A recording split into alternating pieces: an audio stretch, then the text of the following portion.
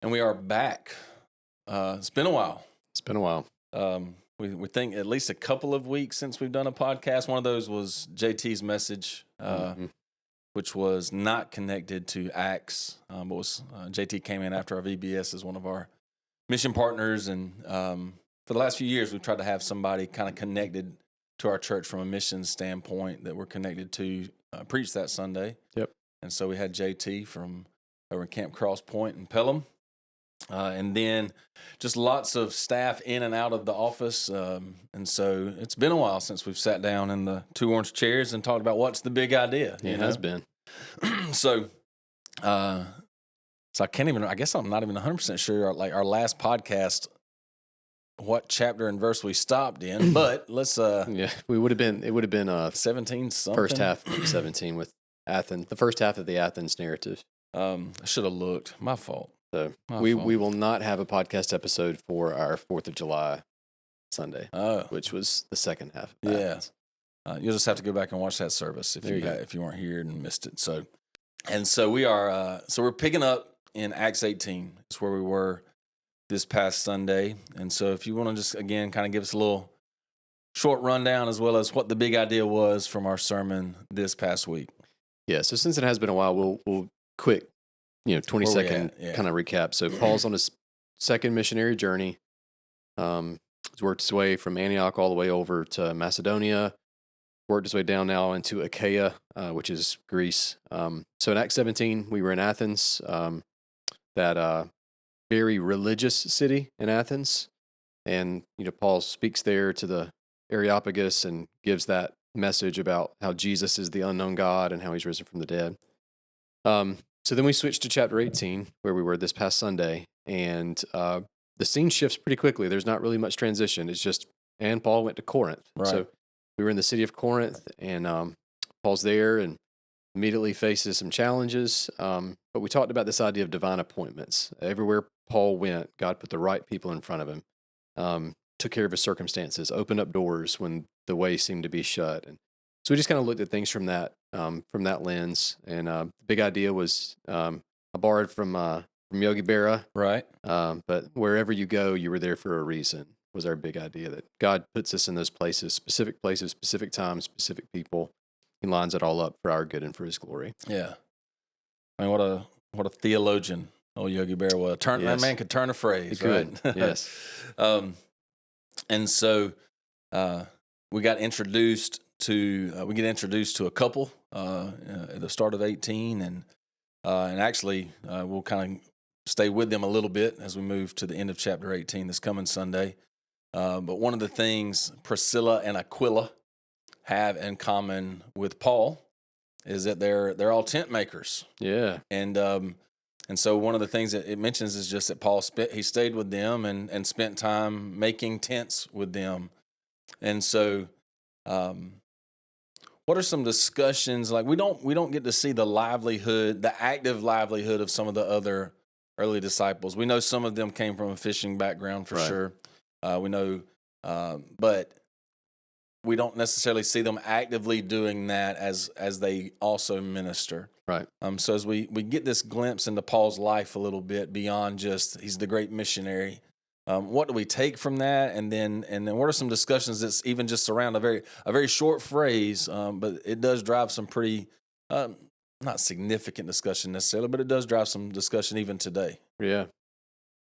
Yeah. So the old tent making trade. Yeah. We don't see that as much today either. I put up a tent at the ball fields. Yeah. Normally get a blister on my finger. All right. Let's be clear. This is like the easy push button, like slide the pole up tent, right? Not like, putting up a tent. The last time I put up a pop-up tent, a legit tent, was probably on a hiking trip with you and the youth guys. That's probably true. However many years ago. Up in Clayton. That's probably the last time. I remember that. I put a tent up and slept in a tent outside. 100% it's the last time I slept in a tent outside.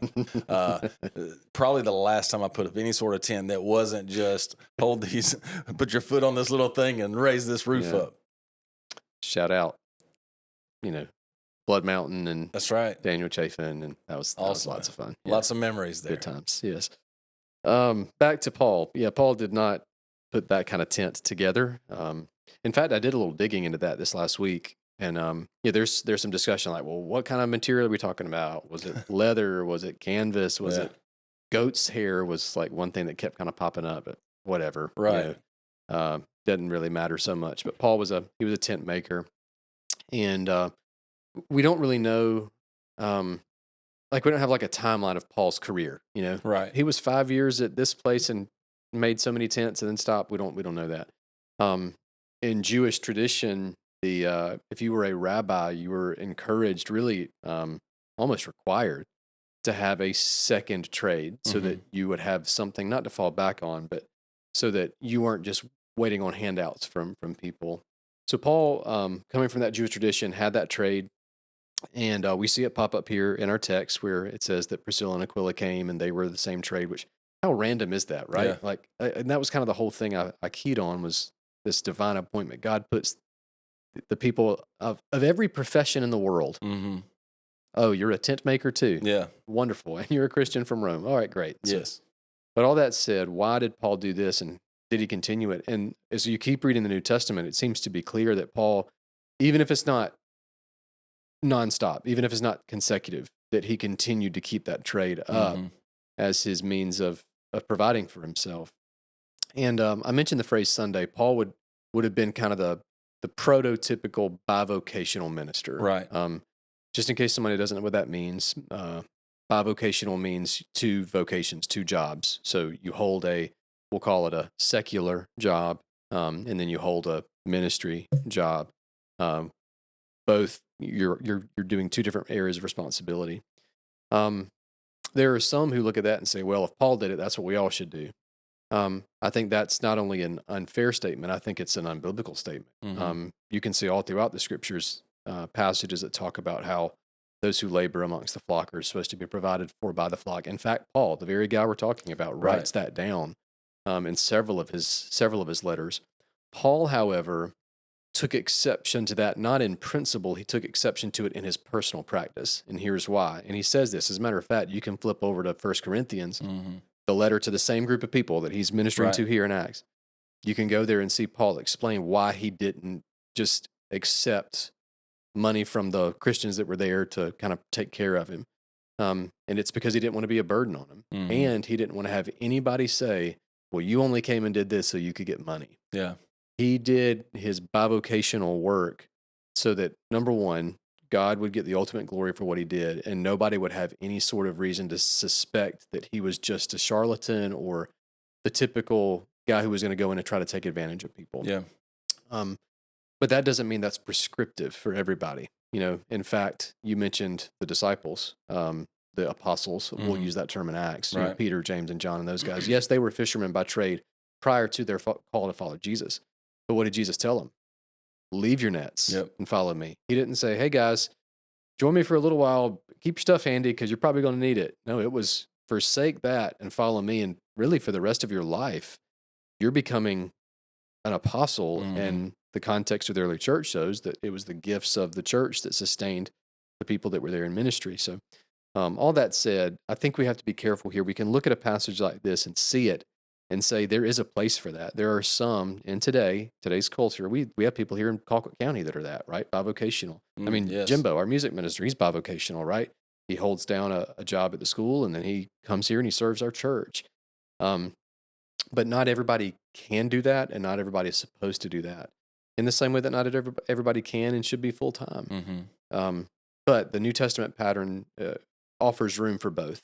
And in this case, Paul's bivocational so that nobody thinks that he's just there trying to mooch off people. So that's kind of a short little synopsis of kind of how that worked for Paul.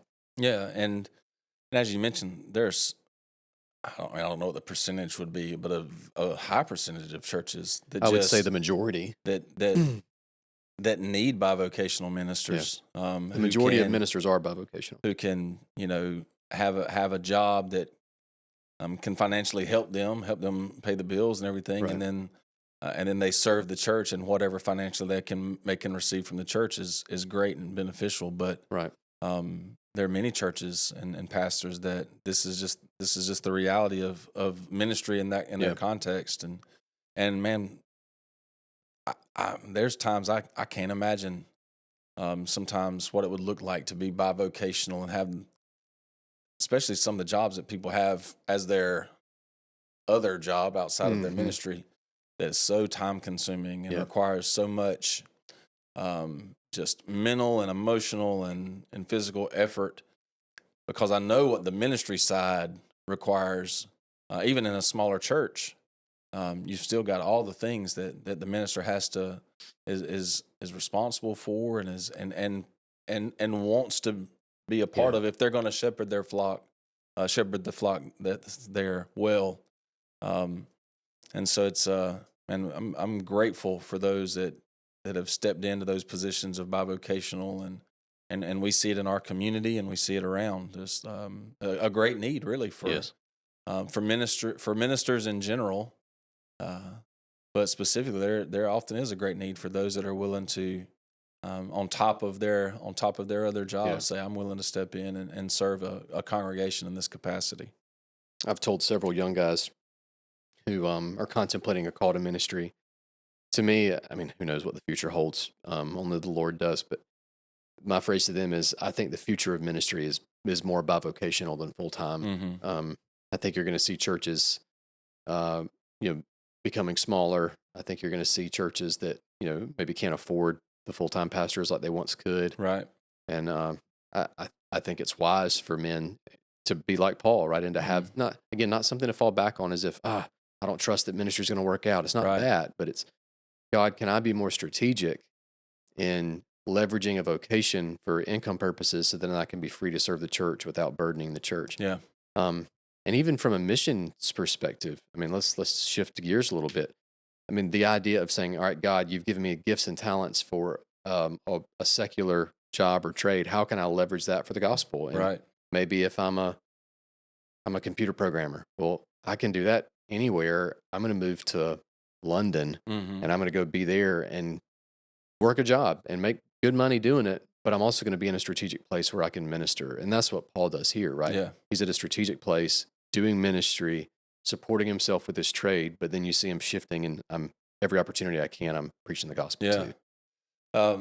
You mentioned the strategic place, and mentioned London from our current context. I think, if I'm remembering correctly, that's where Sarah Cooper and BCM at UGA ended up at London for a little while over their spring break, and I think Sarah left there really just encouraged and challenged during her time in London. But and we know that there are in today there are send cities, send SEND, yeah, got to clarify, and that are kind of focused cities, strategically focused cities of looking to plant churches and increase gospel presence, and so maybe even tying that into where we're at in Acts, we see Paul is in Corinth. And you dropped a geographical term on us Sunday morning. I remembered the word isthmus. There you go. ISTHMUS, I think. It is. I remember the word, but I would have never gotten to what it is. A small strip of land between two larger bodies of land. A small strip of land between two large. I mean, there may be a better definition, but that's we'll take it. It's a small strip of land, is what you typically refer to. So Corinth is on this, and so let's talk about why Corinth. Why does Paul and we're 1.5 journeys through Paul's 3 so far, maybe a little beyond half on the second one. So we know he's been lots of different places, and sometimes was essentially run out of town, and sometimes specifically told no, and so when he was trying to go in certain directions. Why Corinth? Why is this such a place that Paul's going to go, and not just go? We see that he's there 1.5 if I'm remembering correctly. Yeah. So why Corinth? What's the strategy? Maybe reading into it a little bit. What's the strategy behind Paul spending so much time there? Yeah. Well, let's go back to geography for a minute. I mean, an isthmus. Yeah. Right? That's a fun word to say. Even as you were talking, I was like, all right, what's a simple way to think about it? Think about like the letter H. Okay. You've got stick, and then horizontal line, right? Yeah. That horizontal line connects those two. Or think about a dumbbell, right? Or barbell. You've got large, weight, and then that bar in between. That isthmus is that small connective piece of land. So from a geographical standpoint, you had Macedonia up here and the northern region of Achaia, like Athens and all that. And then you've got this small little strip of land, and then you've got the southern region of Achaia down here. So if people are going to be coming and going north and south, they've all got to funnel through that one little piece of land. Right. Aegean Sea, Adriatic Sea on either side. Instead of going all the way around the southern tip of Achaia, they cut a canal, and hey, we're going to just cut across or port across. So you have both north and south, east and west. It's a crossroads is what Corinth was. So lots of people coming and going. So the strategic value of that city, let's take the gospel out of it for a minute. That's why the city started there, right? Trade and commerce and, movement of people saying, hey, I can make a lot of money here. So that town just boomed and blew up. And so that's why it was so big. It was strategically located. It was a vast city, population wise.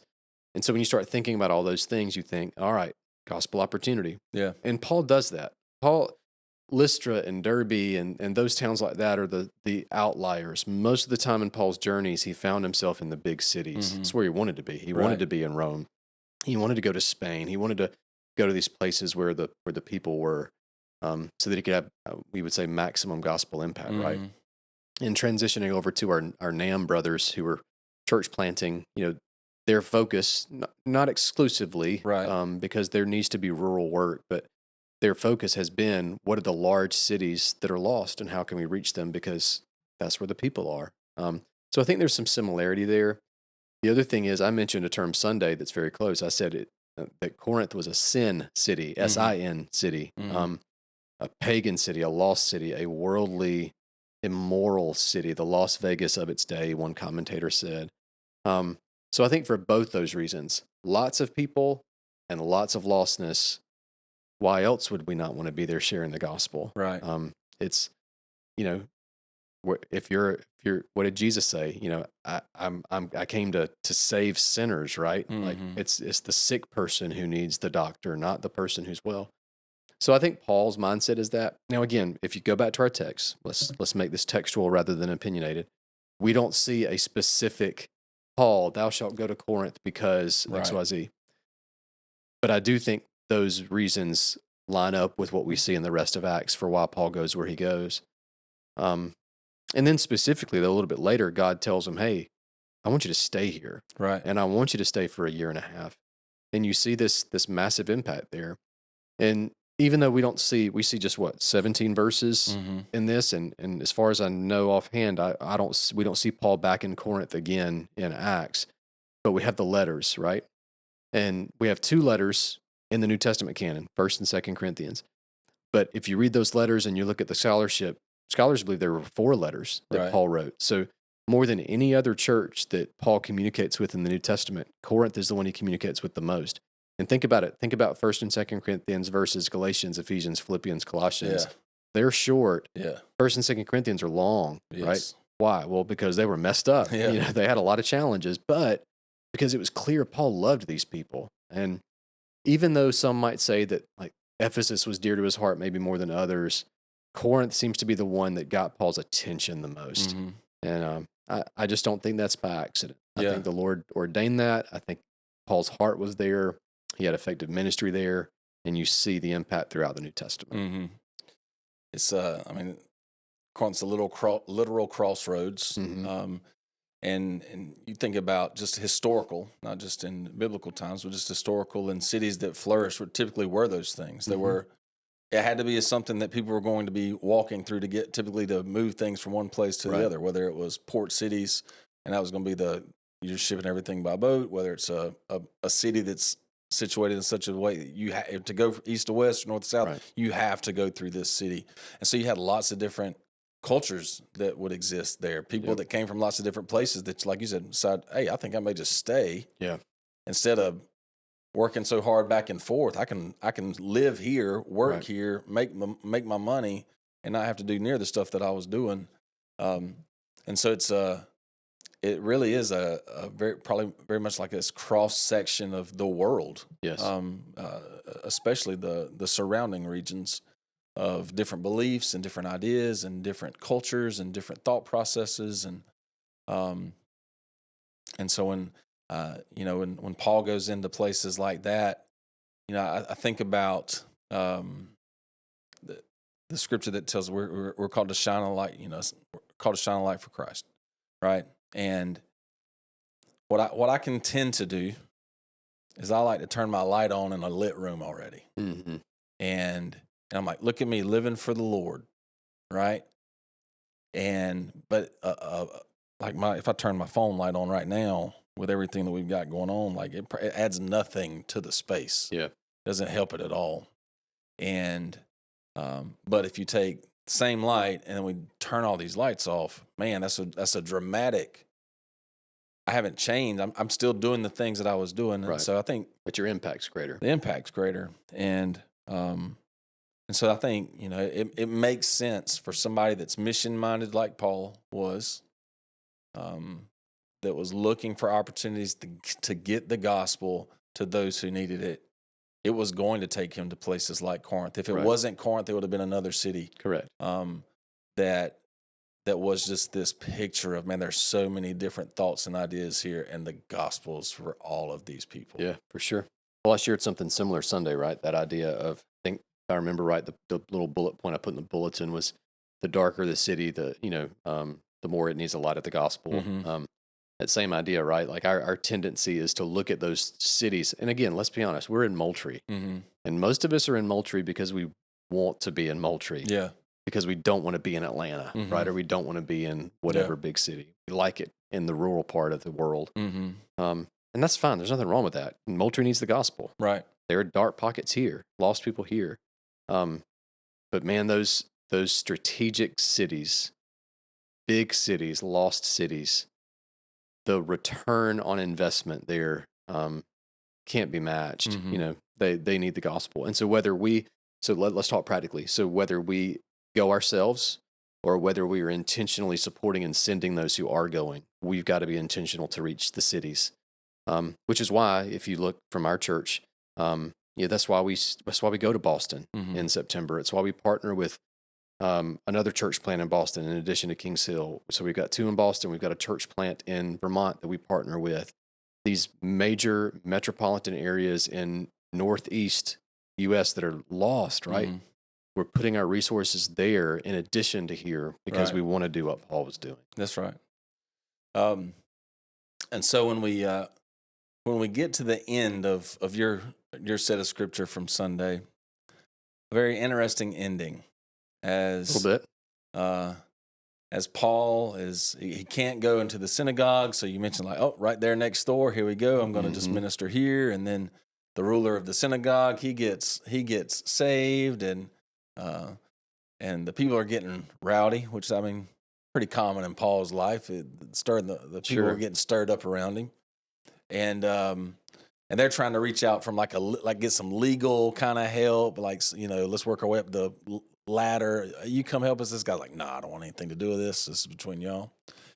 And the response of them that's mentioned is they take the ruler of the synagogue and they beat him up. Yeah. A good old. I'm working on the sermon for Sunday. I even start we ended with a good old fashioned fight in the tribunal. Yeah, there you go. And so this Sosthenes, I believe, is. Yep. I was asking you earlier how to say that. I think we're good there. He is the ruler of the synagogue who gets beat up by the them. It says so. Who are the them? And all I could think, what in the world? Yeah, it is. You're reading along, and you're like, okay, I'm tracking. There's some persecution. There's a lawsuit. Paul gets dismissed. All right, great. Oh, and by the way, this guy got beat. It is. It's crazy. It's kind of random. So let me just read the verse. So after Gallio, who's the new proconsul there, the new Roman, we'll just call him the governor, right, of the region. After he dismisses the case because he says there's no legitimate charge, Paul hasn't broken the law. It says he drove them from the tribunal, and it says, and they all seized Sosthenes, the ruler of the synagogue, and beat him in front of the tribunal. But Gallio paid no attention to any of this. So I love how Gallio's just like, whatever, y'all do your own thing. Yeah. But who are they and who are them, right? Yeah. He drove them from the tribunal. That would certainly be the Jews, right, who had brought this charge. Right.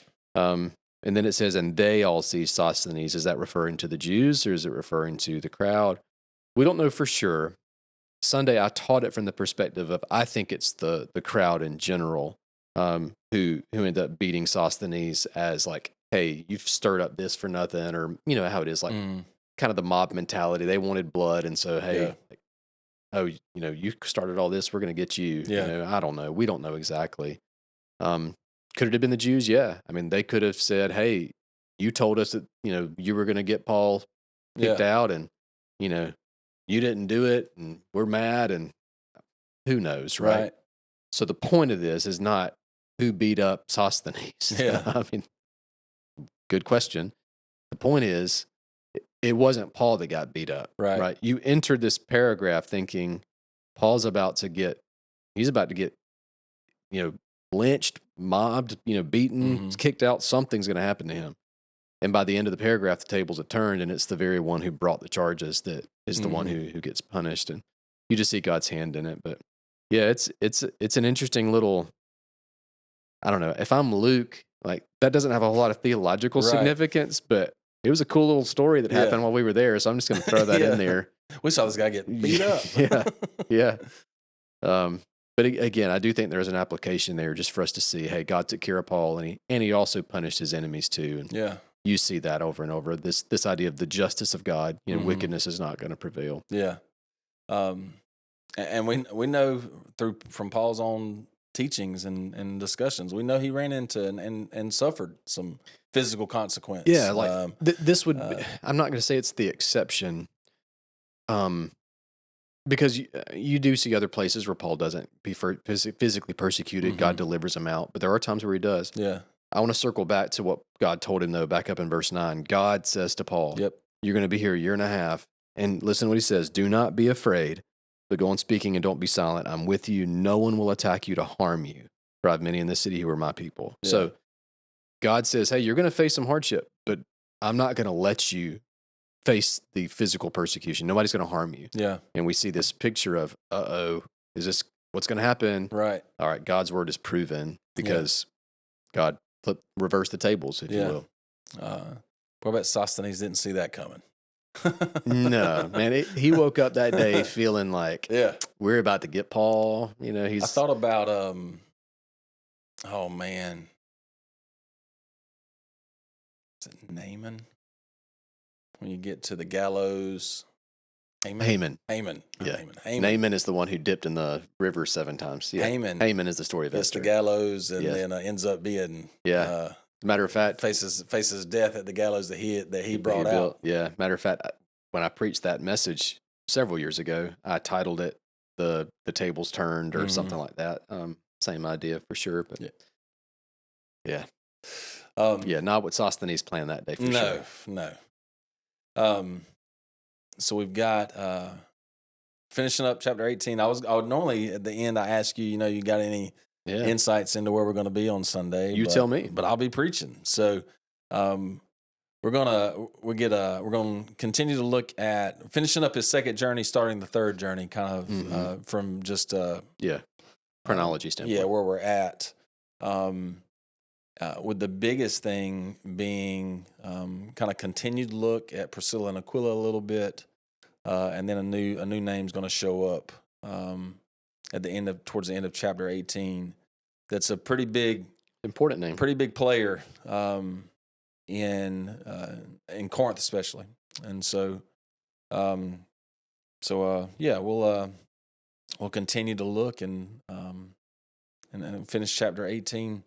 This coming Sunday. So for those of you that are going to be around, feel free to continue to come to church, even though it won't be Matt won't be behind the pulpit, and as we continue our look through the book of Acts. So thank you to everybody that maybe watching. And yeah, thanks for hanging with us during the break. That's right. And we hope to see you. Hope to see you soon.